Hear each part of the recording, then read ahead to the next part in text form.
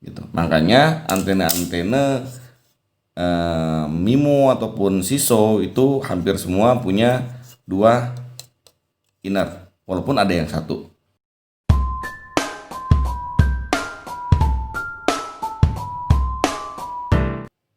Assalamualaikum warahmatullahi wabarakatuh. Selamat malam teman-teman.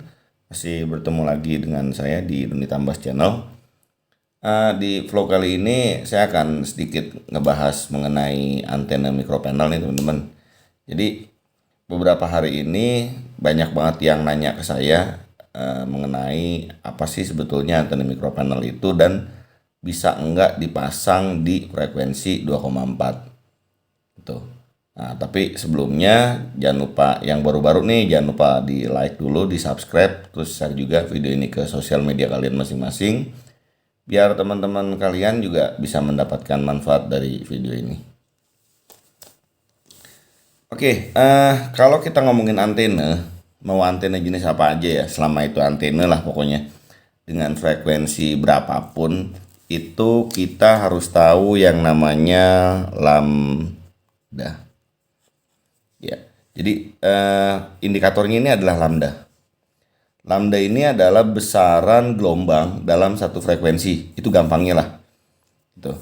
Nah, jadi seperti ini gampangnya ya. Seperti ini. Nah, ini tuh lambda. Nah, ini ke sini itu 1 lambda. Ini 1 lambda. Nah, itu. Jadi satu ini itu 1 kali narik dan turun ya, itu sama dengan 1 lambda. Nah, besaran lambda ini itu berbeda-beda teman-teman. Jadi setiap frekuensi itu punya besaran lambda yang berbeda-beda. Nah, kalau misalnya mau tahu berapa besaran lambda, silakan teman-teman buka tabel frekuensi, teman-teman silakan cari mulai dari 900 MHz sampai 12 GHz kalau nggak salah, itu ada berapa besaran 1 lambda untuk 1 kali tarikan frekuensi. Ya, jelas ya. Nah, untuk frekuensi 2,4 GHz atau 2400 MHz, 1 lambda itu sama dengan satu ininya ya. Satu ininya itu sama dengan 20 cm kurang. Ini ya untuk 1 lambdanya. Sedangkan untuk 5,8 GHz 1 lambdanya itu adalah 11,7 cm sekian, atau ya sering dibikin 12 sekian lah. Itu 1 lambdanya. Nah, gimana cara mengukur antena dengan menggunakan lambda ini? Jadi gini, antena frekuensi yang paling tinggi adalah saat lambda itu mencapai puncak atas dan puncak bawah.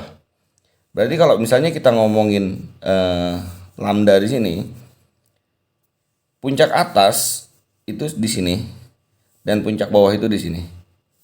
Ya, otomatis yang ini dan ini. Nah, ini adalah 1/4 lambda dan ini adalah 3/4 lambda. Nah, jadi kita cari di sini dan kita cari di sini. Gitu. Kalau kita mengacu pada hitungan seperti ini, yang 20 cm, berarti 1/4 lambdanya adalah min 5 dan 5 cm. Gitu. Nah, ini yang dijadikan acuan untuk membuat inner. Jadi kalau misalnya teman-teman ngelihat nih ya, antena 2,4 modelnya kayak gini, gini. Nah, ini itu rata-rata ukurannya 5 cm untuk frekuensi 2,4. Ya, gitu. Untuk frekuensi 2,4 innernya ini rata-rata 5 cm. Kenapa 5 cm? Karena lambda 1 kali tarikan ini sedang berada di posisi tertinggi dan posisi terendah. Jadi mau dibulak-balik sama aja sebenarnya gelombangnya. Gitu loh teman-teman. Nah, ini yang dijadikan acuan untuk pembuatan antena wireless 2,4 dan 5,8. Ya sebetulnya antena apa aja sih gitu, cuman kita bicara antena wireless 5,8. Berarti kalau 5,8 GHz Dari 11,7, seberapa seperempat lambdanya adalah 32,6 sekian, atau kalau saya sih sering bikin 3 kurang lah, 3 kurang gitu. Jadi kalau teman-teman ngelihat antena yang innernya, dalamannya 3 cm, itu berarti frekuensinya 5,8 GHz. Kita langsung ambil contohnya. Contohnya ini deh. Nah, ini adalah antena Ensailing NCAP 111 SISO. Ya, teman-teman ya. Frekuensinya 2,4. Kita sekarang ukur sini. Ya. Kalau teman-teman lihat di Sigmat, ini saya fokuskan ya. Teman-teman lihat ukuran inner ini 5 cm. Dan untuk ke pinggirnya ini 6,5 ya, 6,5. Oh, ya 6,5 deh. Coba kita ukur lagi. Yap, 6,5. Nanti teman-teman bisa lihat ya. 6,5. Tuh. Jadi karena posisinya seperti ini, dia kan posisinya seperti ini ya, berdirinya ya. Tuh. Jadi ini adalah vertikalnya, karena dia tidak ada horizontal. Nah, jadi kalau memasangnya seperti ini berarti polarisasinya adalah horizontal. Tapi kalau teman-teman masang seperti ini, polarisasinya adalah vertikal. Dan hampir semua antena yang ada di pasaran di Indonesia maupun di luar Indonesia adalah polarisasi standarnya vertikal seperti ini. Jarak inner ini ke sini adalah 5 cm. Berarti posisinya adalah 1/4 lambda. Ya. Jadi kita bisa lihat di sini. Gitu. Makanya antena-antena MIMO ataupun SISO itu hampir semua punya 2 inner, walaupun ada yang 1. Biasanya kalau 1 dia memakai tambahan reflektor karena dia ngejar titik fokus. Gitu. Contoh kalau kita ngomongin antena yang 1 itu kayak model LDF. LDF itu antenanya 1, tapi dia tetap membutuhkan reflektor sebetulnya. Atau di slide mikrotik di slide, antena aslinya bawaannya 1, LHG bawaannya 1, tapi dia kan direfleksikan lagi. Jadi ada disk atau ada kawat yang memantulkan kembali. Itu. Nah, kita beralih ke antena 5,8 sekarang. Antena 5,8 replika dari UBNT. Kita lihat di sini berapa.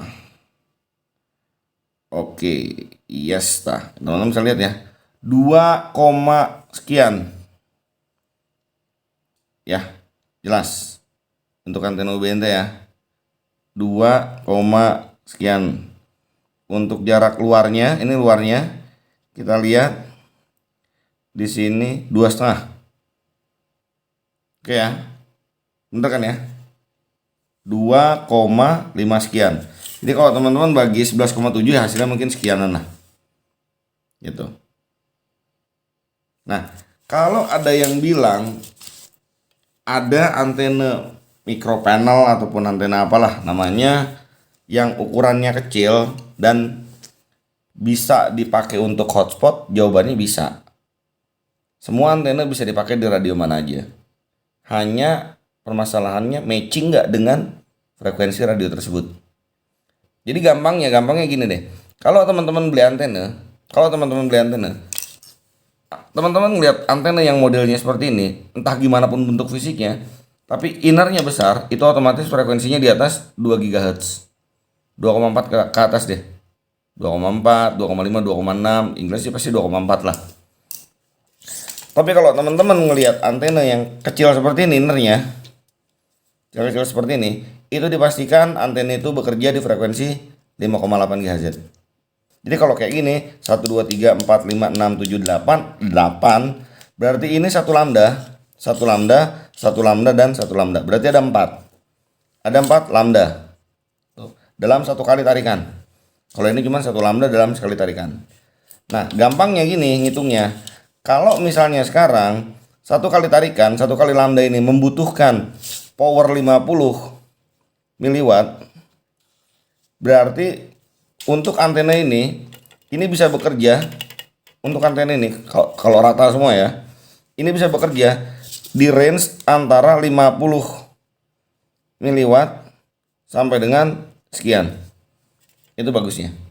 Kita bicara gampangnya, kalau 1/4 lambda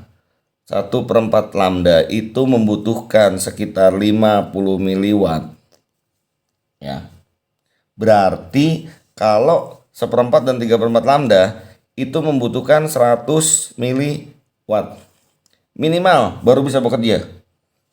Jadi antena jenis ini, antena Anonet, antena apapun, Totoling N300RT, CP300 itu bisa bekerja di range 100 miliwatt minimal.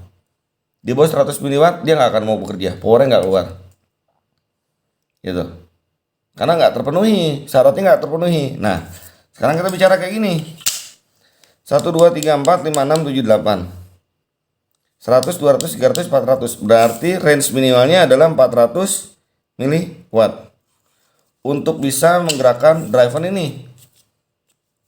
Makanya yang bisa menggerakkan driver ini itu rata-rata adalah radio-radio atau access point yang powernya di atas 400 miliwatt. Tuh, contoh roket, basebox 5, net metal, yang lain-lain. Yang jelas powernya di atas 400 miliwatt. Karena kalau powernya di bawah 400 miliwatt, jelas nggak akan bisa efektif. Jadi jelas ya, kalau kita bicara sesuatu, kita hitung dulu ya. Kita bandingkan, kita hitung, kita komparasi. Oke teman-teman, nah demikian vlog dari saya, semoga bermanfaat. Jangan lupa yang belum subscribe, di subscribe dulu. Nah, di share juga video ini ke sosial media kalian masing-masing, biar teman-teman yang lain juga dapat mendapatkan manfaat dari video ini. Tetap semangat terus, tetap berkarya terus. Ingat, say no to drugs, jauhi narkoba, dan jangan cuci baju di wastafel. Akhir kata, saya Doni Tambas undur diri. Assalamualaikum warahmatullahi wabarakatuh. Adios.